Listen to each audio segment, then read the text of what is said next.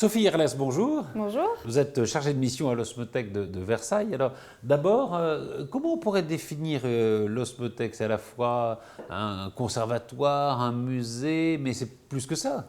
Alors, c'est un conservatoire international de parfums. Donc, on conserve ici 3000 parfums, dont 400 qui ont déjà disparu des marchés commerciaux. Donc, notre but, c'est de mettre en valeur le patrimoine de la parfumerie. Donc, c'est l'histoire un peu du voilà, parfum. Exactement. Mais ce n'est pas uniquement un conservatoire, dans le sens où notre but, c'est aussi de transmettre le savoir des parfumeurs au grand public et aux professionnels. Donc, on a une équipe de parfumeurs bénévoles qui donne des conférences sur l'histoire de la parfumerie ou sur des thèmes beaucoup plus pointus, à chacun de venir s'intéresser au sujet qui l'intéresse. Et à chaque fois qu'il y a un fabricant de parfum qui sort un nouveau parfum, est-ce qu'il vous l'amène, il vous le donne, il vous donne la formule? Alors, ça dépend des marques et ça dépend de la relation qu'on a avec ces marques. Il y en a certaines qui nous connaissent déjà très bien et qui comprennent tout à fait l'intérêt de cette institution. À ce moment-là, ils envoient leur parfum sans aucun problème. Celles qui ne nous connaissent pas encore, c'est un peu plus difficile parce qu'il faut se faire connaître et il faut leur exposer l'intérêt de notre institution. Oui, il faut voir que vous allez leur montrer que ce n'est pas pour reproduire leur parfum, leur piquer leur formule, oui. que vous les voulez. Alors, pourquoi c'est à Versailles? C'est à Versailles, ça c'est historique, on est hébergé par l'ISIPCA qui est une école de parfumerie cosmétique et arômes. Donc c'était très cohérent pour nous de se situer dans cette école et en plus ils font partie des fondateurs, des financeurs de l'Osmothèque qui est une association à but non lucratif. D'accord, et qui a été fondée en 90 à peu près, 1990 par un parfumeur. Oui, Jean Carléo qui était parfumeur chez Jean Patou. Et qui a eu cette idée géniale de recréer des parfums anciens et de là est née l'idée de ce conservatoire et aujourd'hui on a grandi et on se retrouve avec une belle collection de 3000 parfums. Aujourd'hui c'est une autre parfumeuse ou parfumeur, je ne sais pas comment on dit, vous savez maintenant, Patricia de Nicolai, qui préside l'Osmothèque. Hein? Oui, c'est ça. Depuis 6 ans déjà. Depuis 6 ans. Ouais. Alors, là, on se trouve, bon, c'est pas très grand, hein, en fait. Non, c'est en gros deux pièces, on verra l'autre après. Là, on se trouve, c'est quand on arrive, on est là. Alors, il y a évidemment des parfums qu'on voit derrière nous, qui sont des parfums qui n'existent plus pour la plupart. Alors, ceux qui se trouvent exposés ici, ça dépend. Par exemple, il y a ici le coffret des parfums de Rosine, qui sont les parfums de Paul Poiret, couturier du début du XXe siècle. Donc ça, évidemment, c'est une marque qui a disparu et ce coffret-là, c'est une pièce historique très importante. Après, on expose aussi des parfums d'aujourd'hui pour que les gens s'y reconnaissent quand ils retrouvent les leurs. Voilà, exactement. Ouais, c'est très bien. Donc ça, c'est la première pièce. Il y a derrière nous, ça s'appelle un orgue, ça? Oui, c'est ça, l'orgue du parfumeur, qui était l'orgue de Jean Carléo, le fondateur de l'Osmothèque. C'est le sien propre, oui. C'est celui avec lequel il travaillait. Avec lequel il travaillait. Alors il y a quoi? Il y a toutes les senteurs, ces senteurs qui permettent de composer un parfum? Voilà, toutes les matières qu'il utilisait pour créer ses propres parfums. Ouais. Comment ça se passe d'ailleurs quand on crée un parfum? Évidemment, on n'a pas le droit de créer un parfum qui existe déjà. Et comment on sait d'ailleurs si on fait quelque chose de tout à fait original ou pas? Là, c'est la créativité du parfumeur. Il faut savoir que toute création découle d'un parfum qui a déjà existé. C'est très rare qu'on parte de pages blanches. Donc voilà, les parfumeurs en général ont leur parfum fétiche et ceux qui les inspirent. Et à partir de là, eux, ils viennent retravailler avec les matières qu'ils aiment. Et on parle souvent d'obsession pour certaines matières chez les parfumeurs.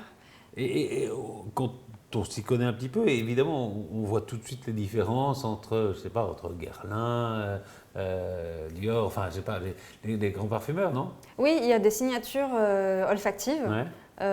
Pour Guerlain, on appelle ça la guerlinade, sur un fond de vanille. Donc c'est très marqué, pour cette marque-là en particulier, c'est très marqué. Et dans cette école, alors vous n'êtes pas la responsable de l'école, hein, mais c'est là qu'on forme des nez ou pas? Oui, c'est l'école la plus prestigieuse qu'il existe pour le moment. Hein, donc les promotions sont de 20 élèves par an. Et il y a beaucoup de demandes et les élèves sont... Combien de la promotion? 20 personnes? 20 personnes, donc c'est tout petit. Tout petit, c'est tout petit, c'est assez peu. Et malgré ça, on sait très bien que sur le marché du travail, ils n'auront pas tous de la place parce que c'est un métier où il n'y a pas... compliqué. Oui, il n'y a pas des débouchés il n'y a pas énormément de parfumeurs. Je ne sais pas si vous en connaissez autour de vous. C'est quand même un métier assez rare. Ouais. Et qu'est-ce qu'il faut pour être un bon nez? Parce que c'est pas juste de l'instinct, je veux dire, il faut plutôt connaître la chimie, les plantes. Pour intégrer l'ISIPCA, on demande aux étudiants d'avoir un bac+3 en chimie. C'est ça, c'est des chimistes. Hein. Voilà. D'autres personnes vous diront qu'il n'y a pas vraiment besoin de chimie, c'est de la création, c'est une forme d'art. Donc ça dépend des écoles. Ça dépend des gens. Voilà. Et ça dépend des écoles. Il y a une pièce qui est passionnante ici, c'est ce que vous appelez, je crois, la cave. Oui, on l'appelle la cave. C'est la salle où on conserve tous ces parfums et matières premières qui nous permettent de les refaire. Vous m'aimez la voir? Oui, bien sûr. Sophie Herlès, alors là, nous sommes dans la cave de l'Osmothèque. On pourrait dire presque les caves, parce que ce sont des caves à vin. Oui, ce sont des caves à vin. Alors, c'est là que sont conservés et des parfums existants et des parfums qui n'existent plus. Alors là, vous m'avez pas donné, je vais vous le rendre, mais c'est absolument incroyable. Ça, c'est un parfum qui date du 1er siècle. Oui. Enfin, c'est une reconstitution. Bien sûr, on va pas retrouver sur le...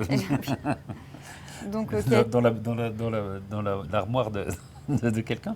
Mais on avait des textes qui permettaient de reconstituer ces parfums. Voilà, les textes de Pline l'Ancien, en l'occurrence, qui a laissé assez de détails pour qu'on puisse retrouver les matières premières qui constituaient ce parfum qu'ils utilisaient à cette époque. À cette époque-là. Je suppose qu'on ne peut pas le sentir, si? Si, on va le sentir. Ah bon? Oui. Ah bah j'ouvre alors. C'est une des grandes curiosités de l'Osmothèque. C'est génial. 1er siècle, c'est incroyable. Vous voyez, il a une couleur... Ça sent fort, hein? Oui. Ah oui, il a une couleur, oui. Oui, spéciale, parce qu'il a été... le solvant, c'est le vin. Ah oui, ça sent très... Parce que l'alcool n'existait pas encore à ce moment-là. Ah, c'est ça. Donc avec quoi vous avez dit? Il y a des plantes, évidemment. Oui, surtout des plantes aromatiques, comme le romarin. Il y a du miel aussi. Vous reconnaissez? Le parfum, au fond, existe depuis tout le temps, pratiquement, quoi. Avec la naissance de la civilisation. Ouais. Oui. Et c'était quoi? C'était parfois magique un peu aussi, hein? C'était pour se rapprocher des dieux. Oui, il y avait un côté mystique. Ouais. Les populations communiquaient avec les dieux à travers les parfums ou les fumées parfumées. C'est étonnant. Je le mets dans la poche, je vous le rends tout à l'heure, je vous promets.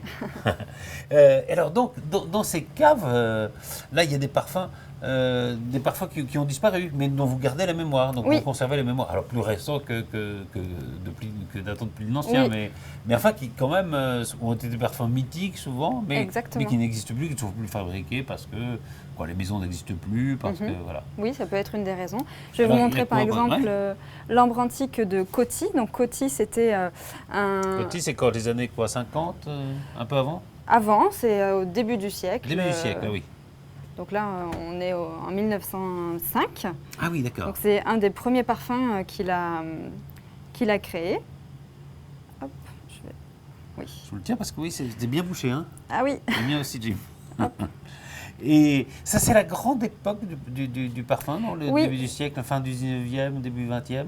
Oui, c'est la naissance de la parfumerie moderne, voilà. Avec les grandes découvertes chimiques qui ont permis d'étoffer l'orgue du parfumeur. Et ils sont forts, hein.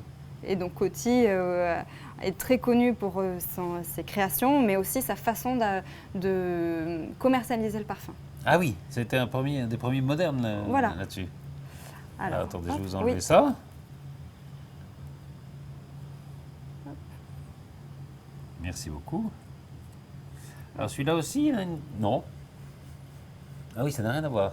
Oui, rien à voir. C'est plus sucré, c'est plus... Enfin, je crois, je ne sais pas, moi j'y connais rien. Mais... Oui, c'est poudré. Poudré. Absolument, on dirait une poudre de femme, hein, un peu. Oui. Hein, c'est très étonnant. Et Donc, comment on reconstitue là, on a les formules pour les parfums qui datent de la fin du 19e, début du 20e. Ça, on a de la chance d'avoir les formules de ces parfums, qui sont des très grands parfums. Ce n'est pas le cas de tous les parfums. Et donc, quand on n'a pas la formule et que la marque n'existe plus, on considère que ce sont des parfums perdus à jamais. Ouais. Et donc, il y a aussi des parfums qui existent toujours, et là, dont les parfumeurs vous donnent la formule. Alors, ils ne nous donnent pas forcément la formule, surtout si la marque existe encore, et ils nous envoient simplement leurs parfums. Ah, ils vous envoient les parfums, voilà. D'accord.